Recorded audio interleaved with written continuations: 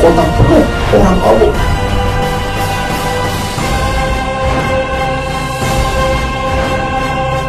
Assalamualaikum warahmatullahi wabarakatuh. Alhamdulillah, wassalatu wassalamu ala rasulillah wa ala alihi wa sahbihi wa man wala. Asyhadu an la ilaha illallah wahdahu la syarika lah wa asyhadu anna Muhammadan abduhu wa rasuluh. Allahumma shalli ala Muhammad wa ala alihi wa sahbihi ajma'in. Wa ba'd. Bapak Ibu rahimakumullah, barusan panitia minta ke saya agar menceritakan hasil perjalanan saya. Saya selama 1,5 bulan melakukan safari dakwah di Jerman dan berdatang kemarin sore, dan barusan panitia minta supaya saya menceritakan tentang perjalanan ini, apa yang mungkin bisa kita ambil manfaatnya. Mudah-mudahan kita semua bisa belajar dan bisa meningkatkan iman dengan oleh-oleh ini. Yang pertama, bahwa saya sampai di Frankfurt tanggal 12 September dan langsung saya menuju sebuah kota, yaitu kota Bremen. Di sana ada beberapa jemaah yang sudah siap untuk mengaji, dan saya terkesan dengan semangat mereka untuk belajar agama. Ketika saya tanya, kenapa kalian bersemangat seperti ini? Sekalipun mereka dari pagi sampai sore mereka bekerja, mereka siap mengaji sampai jam 11 malam. Dan di Jerman menjelang musim gugur sekarang, dingin sudah mulai mencekam dan angin semakin kencang karena pohonan sudah mulai memerah, setelah itu menguning, dan pas pada akhir-akhir saya berangkat sudah banyak yang gugur sudah. Di Berlin saya puncaknya itu sudah penuh dengan daun-daun yang sudah digugurkan, dan setiap hari mobil-mobil pembersih bergerak dari seluruh arah untuk mengangkut daun-daun yang sudah gugur. Nah,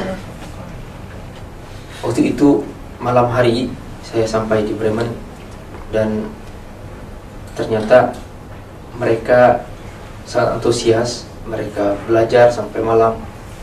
Saya tanya, mengapa kalian kok sampai sedemikian rupa? Capek, lelah, dan sebagainya, kalian mau belajar? Mereka mengatakan, Pak Ustadz, kami takut iman kami melemah. Kami hanya punya modal iman di sini, dan kami di sini tidak bisa mendengar azan.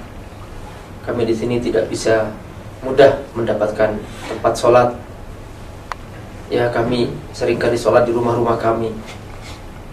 Itu pun juga kami juga seringkali kesulitan untuk menemukan ya makanan yang halal dan sebagainya. Kami harus berjalan jauh menseleksi makanan demi makanan agar kami bisa mendapatkan yang paling aman dan seterusnya.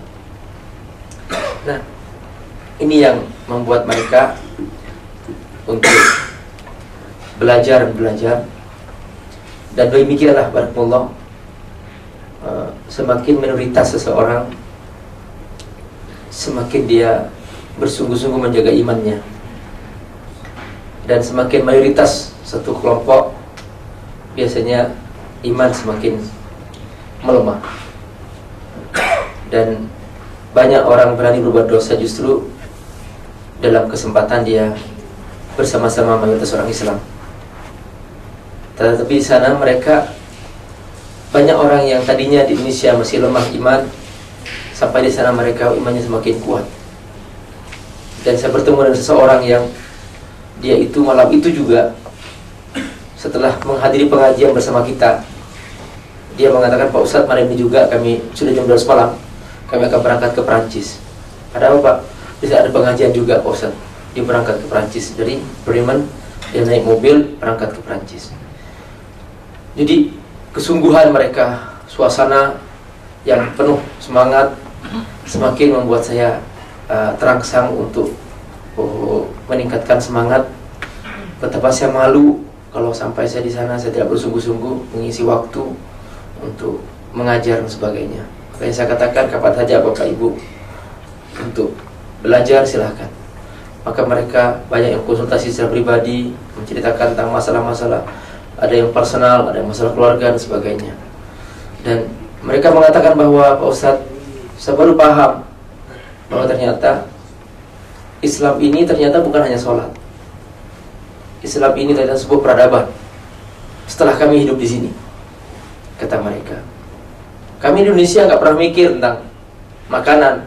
Kami masuk warung mana saja kami langsung makan. Tapi di sini kami berpikir bahwa ternyata Islam itu juga makanan. Bahwa Islam itu juga mengurus makanan, bagaimana halalnya, bagaimana kualitasnya. Ternyata itu Islam. Kami Indonesia, kami tidak berpikir banyak tentang pendidikan anak. Mereka pilih sekolah mana saja langsung mereka sekolahkan. Tapi sampai di sini kami takut anak-anak kami kehilangan kepribadiannya. Mereka hidup dalam alam yang bebas, melihat setiap hari orang-orang mabok, setiap hari orang-orang melakukan perbuatan maksiat. Kami takut seperti itu. Kami jaga anak kami setiap hari, sesibuk kami untuk membantu anak kami agar mereka bisa hafal Quran, mereka bisa belajar ilmu agama dan sebagainya. Ternyata Islam itu juga mengurus anak, bagian daripada Islam.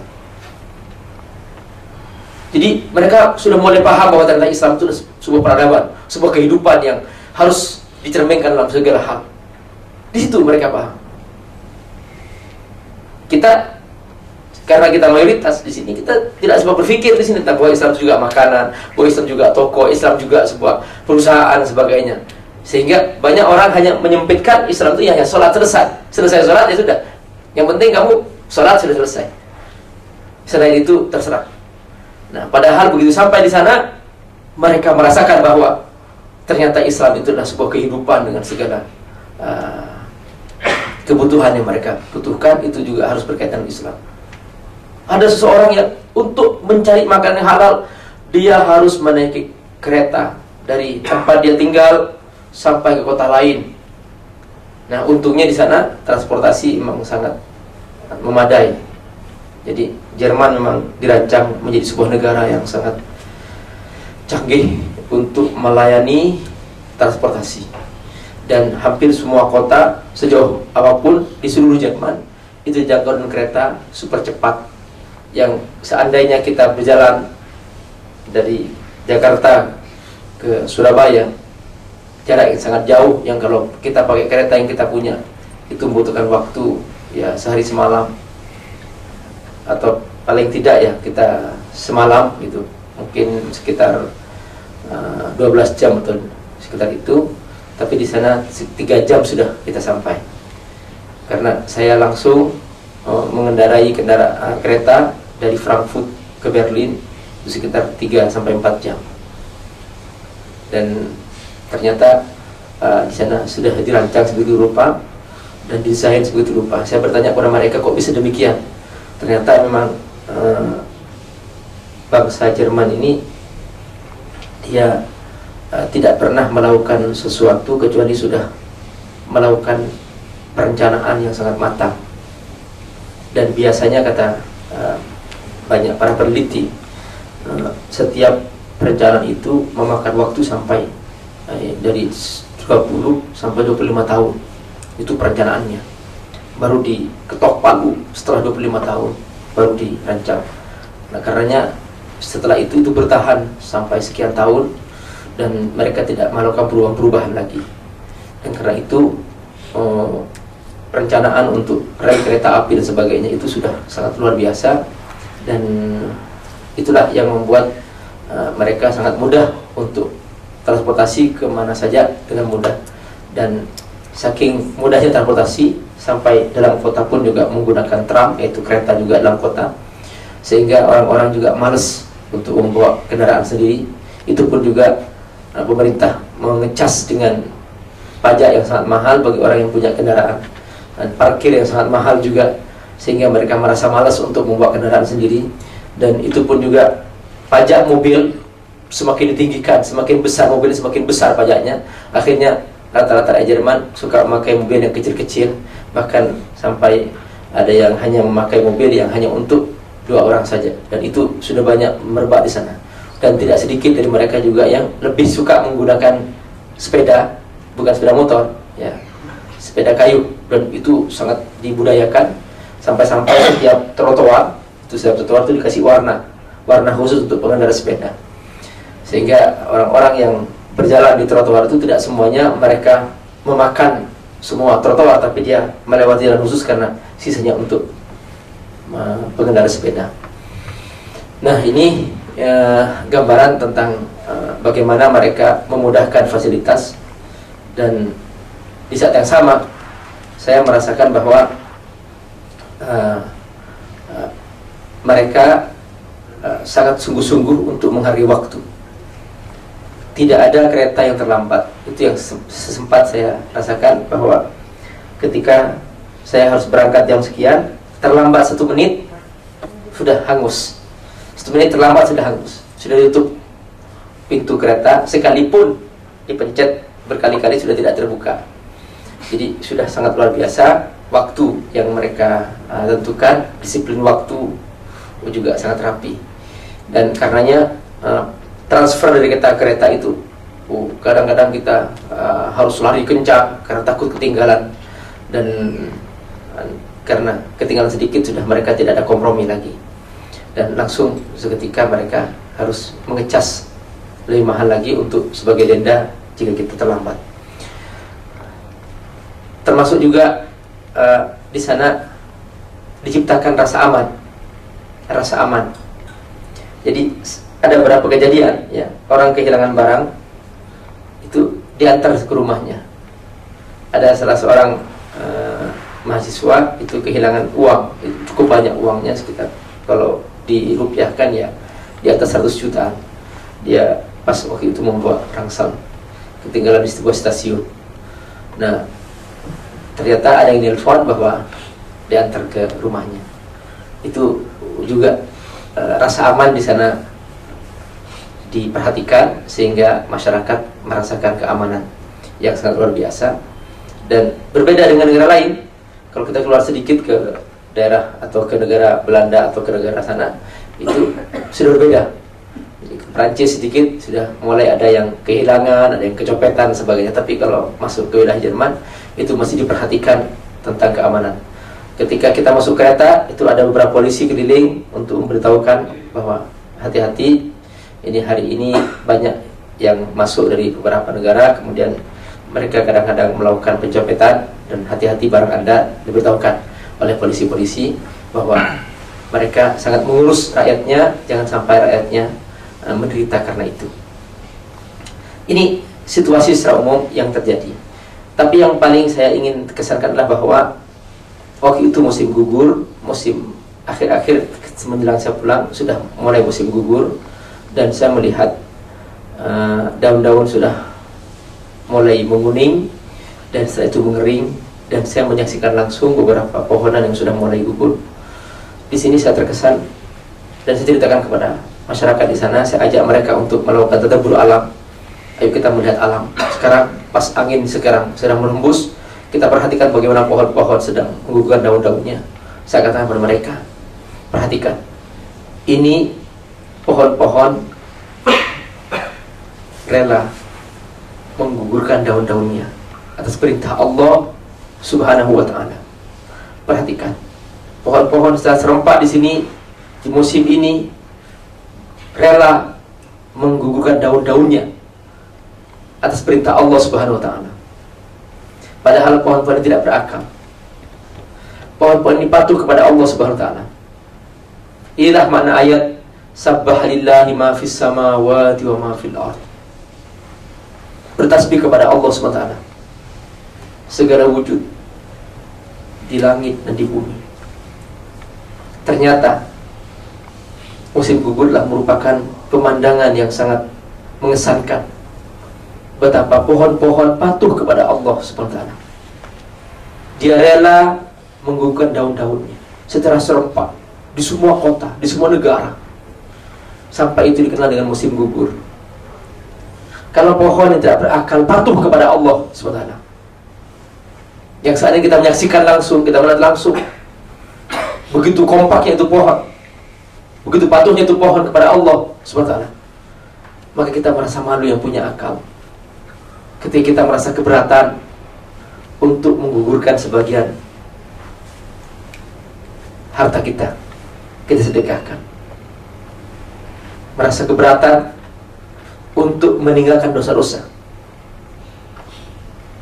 Sehingga banyak orang-orang yang berani berbuat dosa kepada Allah subhanahu wa ta'ala, padahal dia beriman kepada Allah subhanahu wa ta'ala. Mereka mendengar itu, mereka merasakan bahwa ternyata selama ini kami belum pernah mendengar penjelasan seperti ini. Kami setiap hari menyaksikan daun-daun ini gugur, kami menyaksikan musim gugur, tapi kami tidak pernah menangkap pesan itu. Nah, inilah barakallahu bahwa suatu saat kita juga harus belajar dari alam semesta di sekitar kita. Banyak sekali pelajaran-pelajaran penting yang bisa kita ambil. Suatu hari saya mengajak mereka juga melihat langsung bagaimana yang gugur ini ternyata bukan hanya daun-daun yang kering, tapi juga ada daun yang hijau juga gugur. Ini apa artinya? Artinya apa? Bahwa yang akan meninggal dunia bukan hanya yang tua-tua, tapi juga yang muda suatu saat akan meninggal dunia, cepat atau lambat. Karenanya jangan menunggu tua untuk bertobat. Saya sering menyaksikan bahwa yang memenuhi masjid di waktu subuh banyak orang-orang yang sudah tua. Anak-anak mudanya merasa masih panjang usianya, sehingga masjid-masjid kosong. Mengapa sampai seperti itu? Karena masa muda dianggap masih jauh usiaku. Aku masih banyak waktu untuk bermain-main. Padahal perhatikan, daun yang gugur bukan hanya yang kering-kering, tapi juga yang tua, yang bukan hanya yang tua-tua, tapi juga yang muda-muda, yang masih hijau juga gugur. Dan tidak sedikit anak-anak muda yang mati lebih dahulu daripada orang yang sudah tua. Banyak orang yang di rumah sakit berhari-hari tidak mati. Ada yang sehat, segar bugar di pagi itu, siangnya dia meninggal dunia. Jangan menunggu tua untuk bertobat. Segera bertobatlah kepada Allah subhanahu wa ta'ala. Karenanya Rasulullah bersabda dalam sebuah hadis, "Idza asbahta fala tantadhiril masa." Kalau kamu diberi kesempatan hidup di waktu pagi untuk mentaati Allah subhanahu wa ta'ala, jangan menunggu sore untuk mentaati Allah subhanahu wa ta'ala.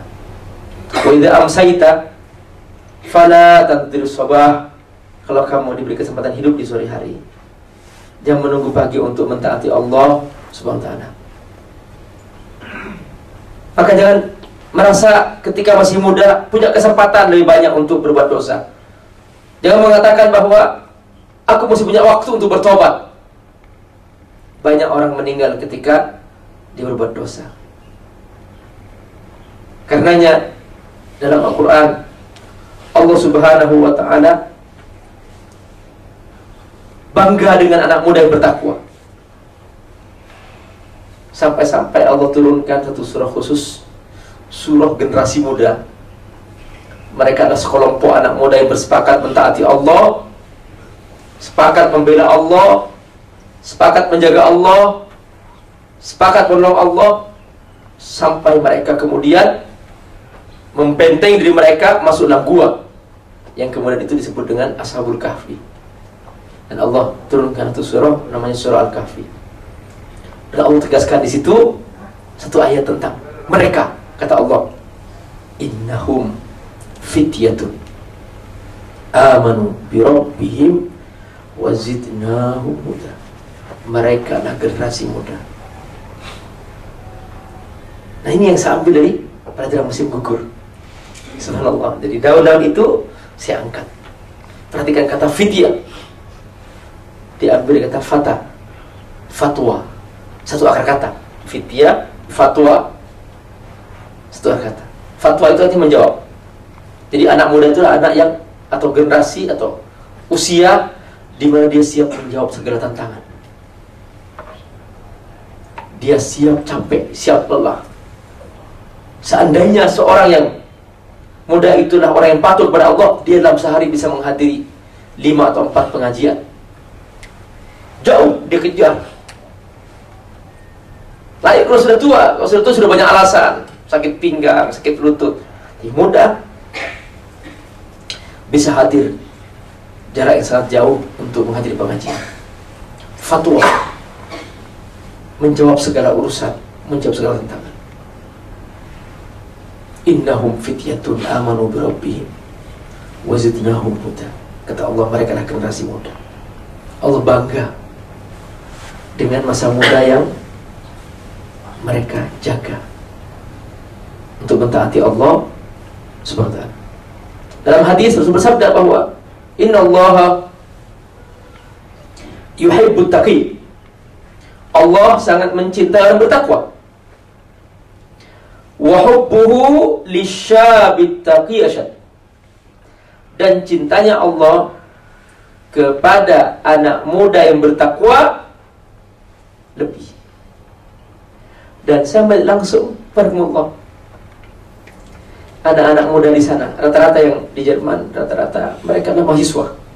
Jadi karena memang untuk belajar di sana gratis ya, dari TK sampai universitas itu gratis. Banyak yang beasiswa juga. Bagi yang nekat langsung berangkat ke sana, mereka gratis. Yang mereka biaya hanya biaya hidup aja, biaya asrama, biaya makan dan seterusnya. Jadi kalau biaya kuliah gratis. Makanya banyak dari orang Indonesia juga yang belajar di sana. Dan mereka mengatakan bahwa sesampainya mereka di sini, mereka mengatakan, Pak Ustadz, kami baru tahu bahwa kami harus belajar Islam. Selama di negeri kami, Indonesia, kami nggak kepikir kami harus belajar Islam. Ternyata di sini kami harus belajar Islam. Karena kalau kami nggak belajar, kami akan hilang di sini. Banyak yang sudah larut, baru 2 bulan sudah mabok, 2 bulan sudah ikut hidup bebas. Karena apa? Tidak punya kepribadian. Bahkan diajak ngaji, ayo Pak ngaji, bang ngaji bang.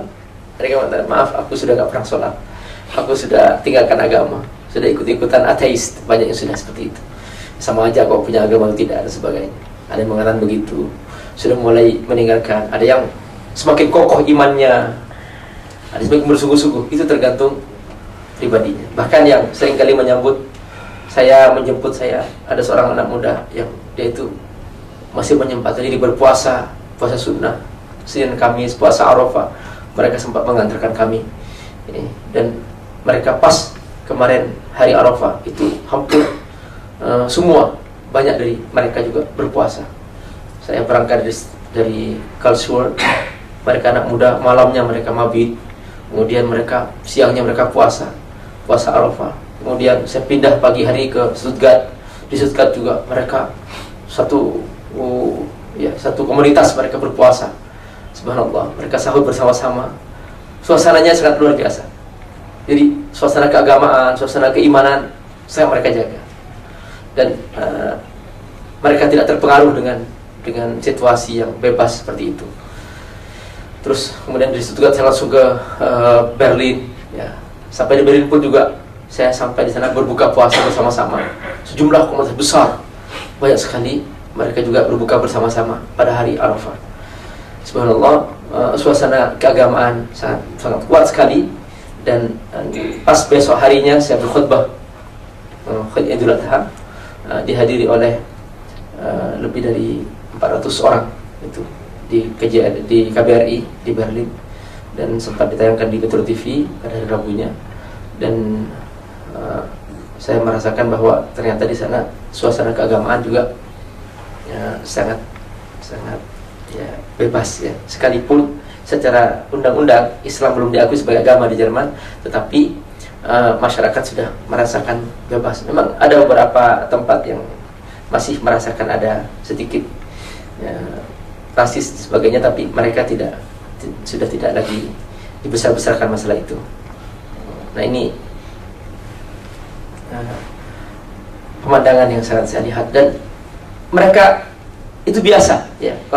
Kalau Pak Ibu melihat ada sebuah masjid di sana, itu dikelilingi oleh kasino-kasino ya. Pas saya sampai di Hamburg, itu masjid tengah-tengah sekitarnya semuanya, atasnya, bawah, sampingnya kasino semuanya, tengah-tengahnya masjid. Sudah nggak ada di tempat mereka sholat di situ. Mereka nggak terpengaruh. Mereka mengatakan, Pak Ustadz, mohon maaf, ini tempat kami mau sholat seperti ini, dan ya mau diapain? Subhanallah, mereka subhanallah tidak terpengaruh dengan suasana di sekitarnya, tidak ikut-ikutan berbuat dosa. Saya katakan kepada mereka, jadilah kalian seperti ikan sekalipun dia hidup dalam air laut yang asin, tetapi dia tidak ikut-ikut asin. Dia tetap tawar. Dia baru asin ketika diangkat dari air laut, baru dikasih garam, baru asin. Lalu saya katakan juga, jadilah kamu seperti api. Dia tidak pernah ikut dingin di musim yang sangat dingin.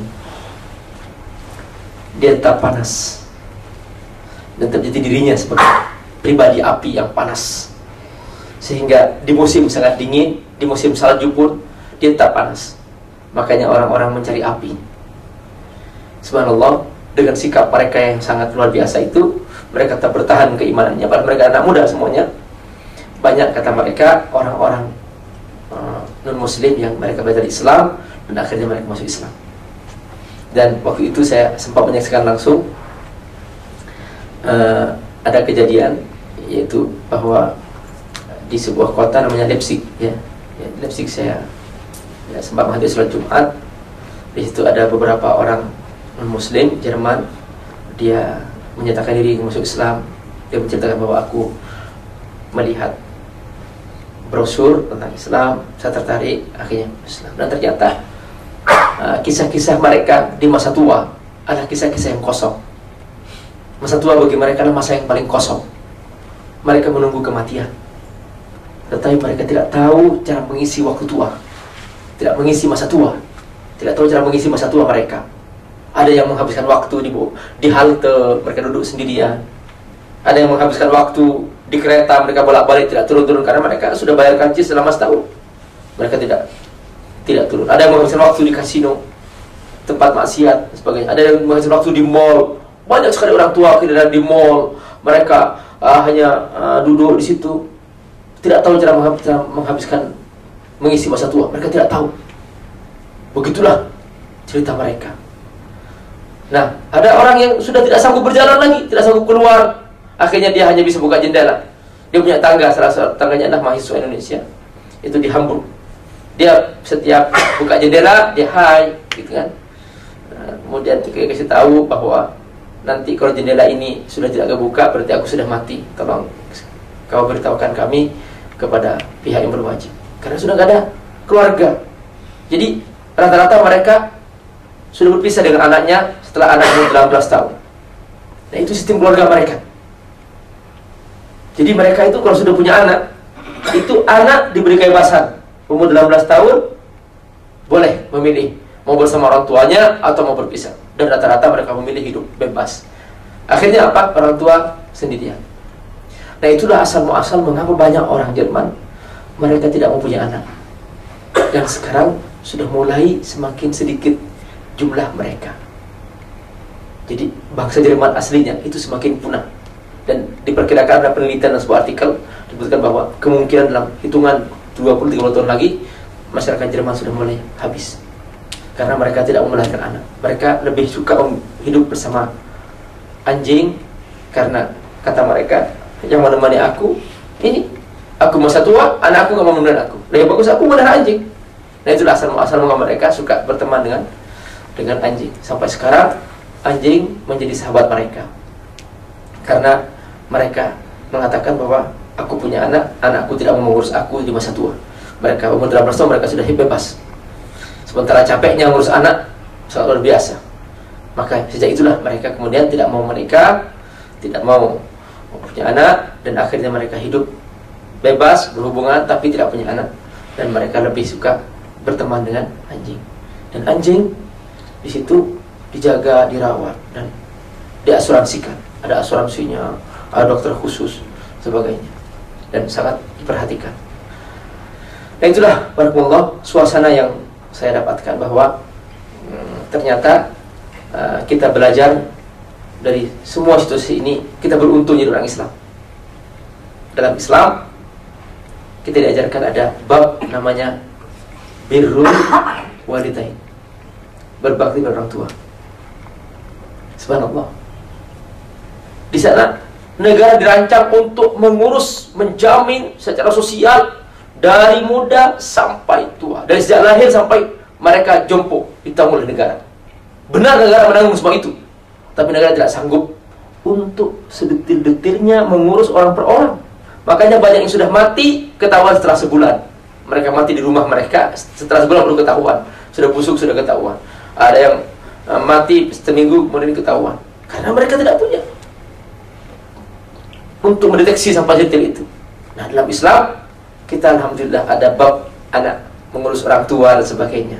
Nah, inilah bedanya bahwa kita diajarkan oleh Allah sebuah ajaran sangat lengkap sekali. Dan ini pesan mengabdi kepada kedua orang tua adalah nasihat Allah kepada semua nabi. Semua nabi sepanjang sejarah selalu tekankan wabil walidaini ihsana. Adalah kamu mengabdi kepada orang tua.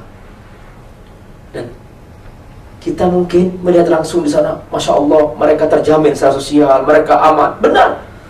Anak baru lahir, sampai umur 5 tahun ditanggung oleh negara. Nanti orang tua, orang-orang yang jobless, tidak punya pekerjaan, ditanggung oleh negara. Kemudian orang yang sudah tua, ditanggung oleh negara. Benar, itu terjadi. Tetapi negara tidak sanggup sedetil-detilnya mengurus seseorang setiap hari 24 jam. Disinilah bab pentingnya pengabdian seorang anak kepada orang tua.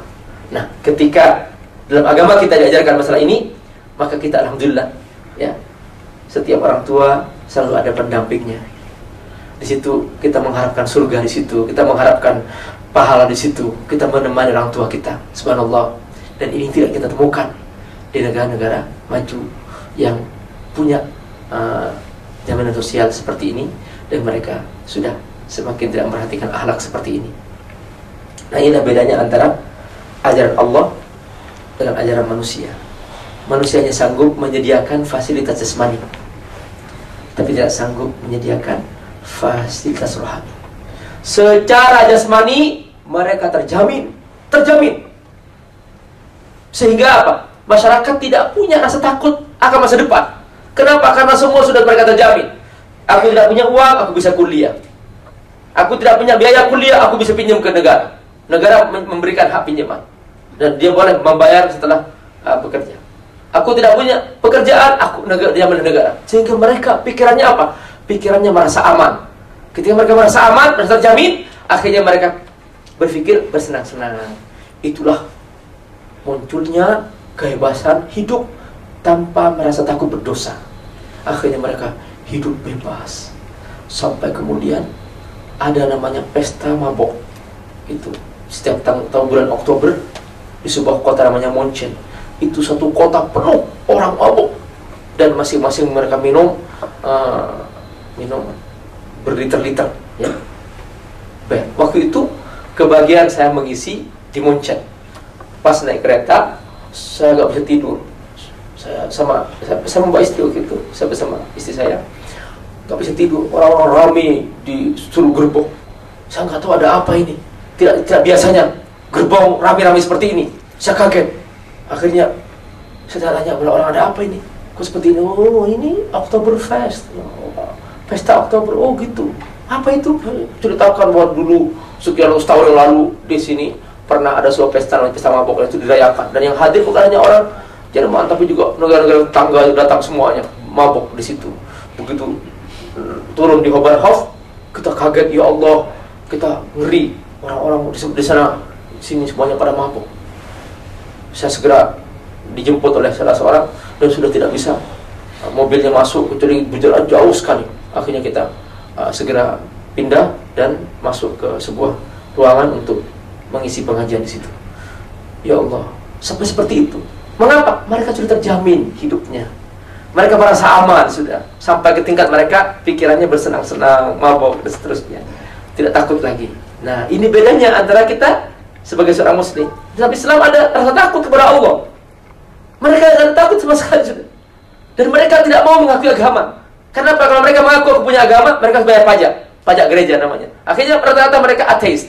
Mereka tidak mau mengakui agama. Karena aku mengaku agama, nanti akan bayar pajak. Mereka tidak mau itu, gaji dipotong. Maka semakin banyak orang yang ateis. Nah, kita beragama, kita alhamdulillah ada rasa takut kepada Allah Subhanahu wa ta'ala, takut berbuat dosa, takut melakukan maksiat. Meskipun kita punya segala yang kita miliki, fasilitas kita punya, kita masih punya rasa takut kepada Allah Subhanahu wa ta'ala, sehingga kita tidak bisa semena-mena berpesta pora dan sebagainya. Maka sungguh dipertanyakan seorang mukmin, ternyata dengan imannya dia berbuat dosa, naudzubillah min dzalik. Makanya dikatakan dalam hadis bahwa tidak mungkin seorang melakukan zina ketika dia hendak berzina dia beriman. La yazni zani hina yazni wa huwa mu'min. Tidak mungkin seorang melakukan zina ketika dia hendak berzina dia beriman. Wa la yasriqu sariq hina yasriqu wa huwa mu'min. Tidak mungkin seorang mencuri ketika dia hendak mencuri dia beriman. Nah, itulah barakallahu bedanya antara ajaran Allah dan ajaran manusia. Manusia lebih kepada jasmani saja yang dilayani, tapi Allah melayani dua-duanya, melayani jasmani dan melayani rohani. Karena itu mereka, sekalipun secara jasmani mereka terpenuhi fasilitasnya, terjamin hidupnya, mereka tidak menemukan kebahagiaan rohani. Mereka kering. Mereka kering. Mereka kering jiwa mereka. Banyak dari mereka yang bunuh diri. Sampai satu hari diceritakan bahwa ada seseorang yang dia sudah siap menggantung diri, sudah tidak sanggup, sudah tali sudah digantungkan ke lehernya. Tiba-tiba ada seorang ngetok pintu, dia turun, dia buka talinya, dia turun. Ternyata ada seorang anak muda mengasih brosur.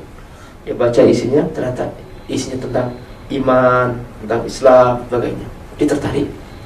Akhirnya dia mencari alamatnya. Kemudian dia mendatangi alamat itu, ternyata sebuah masjid. Karena itulah masjid, di situ dah dia musuh Islam.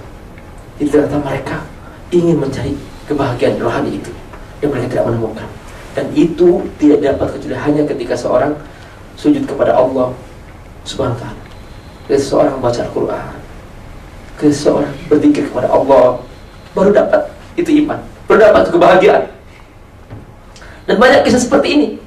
Jadi seseorang yang ketika dia mendengar bacaan Al-Quran, dia terharu. Makanya di sini rahasia kenapa Rasulullah SAW mengajarkan bahwa laisa minna man lam yataghanna bil Quran, tidak masuk golonganku orang yang membaca Quran tanpa dengan lagu, dengan irama. Kenapa? Karena Al-Quran itu indah ketika dibacakan dengan irama. Banyak sekali orang tersentuh dengan irama baca Quran. Bismillahirrahmanirrahim. Alhamdulillahi rabbil alamin. Ar-Rahmanir-Rahim. Perhatikan irama itu, ini menunjukkan kebutuhan rohani. Dan banyak orang yang tersentuh dengan itu, akhirnya dia beriman kepada Allah SWT. Oleh karena itulah barakallahu, jangan merasa malas membaca Al-Quran, sampai-sampai tidak kebahagiaan Al-Quran dalam hidupnya. Jangan dianggap Quran ini sampingan.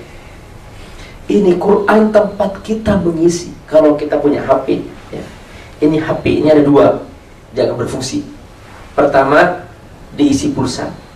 Kedua, dicas. Jadi HP kita itu akan berfungsi kalau kita melakukan dua hal selalu. Pertama, mengisi pulsa. Kedua, ngecas. Pulsa itu untuk mengkonekkan ke server, ngecas itu untuk power. Sama dengan kita barakallahu. Kita baca Quran, itu pulsa. Kita sholat, itu pulsa. Kita ngaji, itu pulsa. Tapi belajar ilmu, itu ngecas. Mencari ilmu, itu ngecas, power. Seseorang kalau hanya sholat, ngaji, tapi tidak belajar ilmu, dia seperti sebuah HP, ada pulsa tapi nggak ada powernya. Makanya banyak orang sholat berzina, orang sholat korupsi, orang sholat melakukan maksiat banyak. Kenapa? Karena no power. Nah, itulah rahasia mencari ilmu. Karena kita mencari ilmu supaya kita dicas. Nah, HP juga demikian. Jadi jangan hanya kita isi pulsa, kita harus juga ngecas. Kita juga demikian dalam urusan diri kita, supaya kita menjadi manusia yang berfungsi sebagai manusia. Kita harus mengisi dua-duanya. Pulsa dengan banyak sholat, zikir, istighfar, sebagainya. Dan ngecasnya apa? Mencari ilmu. Karena itu ini dirasakan di mana? Ketika mereka hidup di sebuah tempat, mereka menjadi minoritas. Mereka mengakui bahwa ternyata kami butuh ilmu. Ketika mereka disiram dengan ilmu, baru mereka segar, terasa dapat siraman. Itulah pentingnya mencari ilmu. Karena itu oleh Allah Subhanahu, pertama-tama kita diperintahkan ngecas mencari ilmu. Iqra bismi rabbikal ladzi khalaq. Itu pertama-tama. Bukan perintah beriman dulu, bukan. Perintah mencari ilmu dulu. Karena kalau tidak ada powernya, bagaimana dia akan berfungsi? Karena itulah perintah pertama-tama Allah, Iqra bismi rabbikal ladzi khalaq. Fa'lam annahu la ilaha illallah. Belajar ilmu lah. Lalu kemudian bertauhidlah kepada Allah SWT. Nah, inilah barakallahu pentingnya kita belajar, dan betapa hakikat ini adalah merupakan hakikat yang sangat luar biasa. Bagian akhir dari cerita ini adalah bahwa ternyata Bapak Ibu rahimakumullah, Islam yang Allah turunkan ini sebenarnya ada dua dimensi. Islam yang turunkan ada dua dimensi. Dimensi pertama sunnatullah, dimensi kedua syariatullah. Mohon diingat, Islam yang Allah turunkan dan yang diajarkan Rasulullah SAW, dan yang dipahami oleh para sahabat, dan yang didokumentasi oleh para ulama, para tabi'in, para ulama. Sesudah itu intinya dua. Pertama, Islam sebagai sunnatullah. Kedua, Islam sebagai syariatullah. Islam sebagai sunnatullah mengajarkan tentang tata cara hidup. Hidup disiplin, hidup teratur, hidup bersih, hidup bekerja keras, hidup bersungguh-sungguh, hidup maksimal, mengurus kehidupan kita. Nah, ini Islam sebagai sunnatullah. Dan ini siapapun yang mengamalkan, maka dia akan mendapatkan manfaatnya. Termasuk juga orang kafir, kalau memanfaatkan, dapat manfaatnya. Tapi yang kedua, Islam syariatullah. Di sini diajarkan tentang tata cara kita berhubungan dengan Allah Subhanahu wa ta'ala, tentang halal haram, tentang beribadah, tentang bagaimana kita mentaati Allah, bagaimana melaksanakan sholat, bagaimana tentang ini makanan halal ini sebagai syariatullah. Nah, inilah hakikat Islam. Ketika Rasulullah menerima Islam ini, Rasul mengamalkan dua-duanya. Di zaman Rasulullah SAW, Islam diamalkan sebagai syariatullah, sehingga Rasulullah SAW bersama sahabatnya sholat malam saya bengkaki mereka. Mereka menunggu sholat seperti mereka menunggu istri pertama di malam pertama. Mereka berjam-jam menunggu sholat. Sampai sekarang aura menunggu sholat masih bertahan di kota Madinah. Jadi 5 jam sebelumnya orang sudah menunggu sholat. Luar biasa. Di kota Mekah juga demikian, suasana seperti ini. Nah, ini syariatullah. Para sahabat Rasulullah SAW bersama mereka menunjukkan kepatuhan kepada Allah SWT. Di malam hari suara di rumah-rumah mereka terdengar orang baca Quran. Dikatakan yusma' min buyutihim sautan tadawin nahl. Terdengar di rumah mereka suara-suara mendengung seperti suara lebah orang baca Al-Quran. Ini sebagai syariatullah. Tapi di saat yang sama, mereka lah mengamalkan Islam sebagai sunnatullah. Mereka hidup teratur, bersih, rapi, disiplin, kerja keras, dan sebagainya. Akhirnya apa? Di puncak keemasan Islam di zaman Khalifah Umar bin Khattab, ketika Allah membuka Islam dengan segala keluasannya sampai memimpin seperempat dunia, maka Allah sudah melimpahkan sebuah kenyataan luar biasa.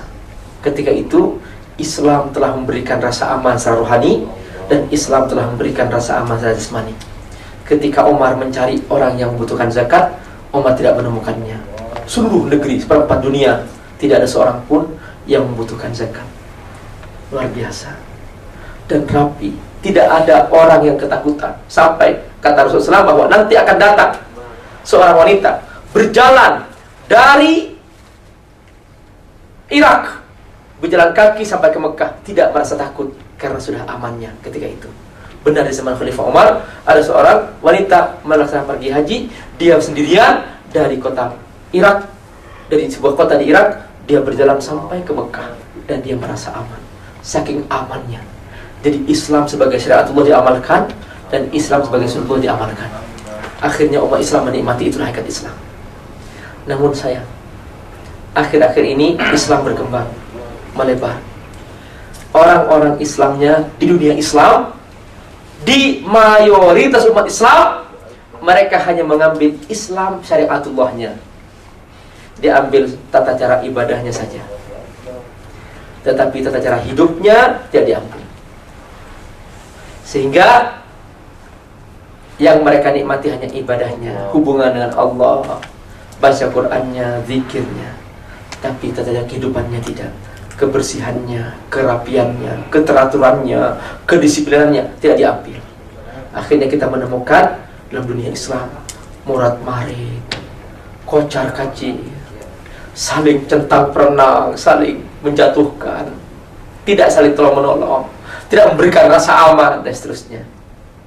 Ini terjadi. Sementara Islam sebagai sunnatullah diambil oleh mereka. Mereka mengambil Islam sebagai sunnatullah. Itulah yang kata orang, aku menemukan Islam di sini. Sebetulnya bukan Islam sebagai sunnatullah, tapi Islam sunnatullah yang mereka amalkan. Anak bayi baru lahir ditanggung oleh negara. Ini persis seperti Umar dulu. Umar bin Khattab dulu, anak lahir langsung ditanggung oleh negara sampai umur 5 tahun. Janda tidak punya suami, negara nanggung. Orang tua, negara menanggung. Itu Umar. Itu Islam mengajarkan, itu sunnatullah.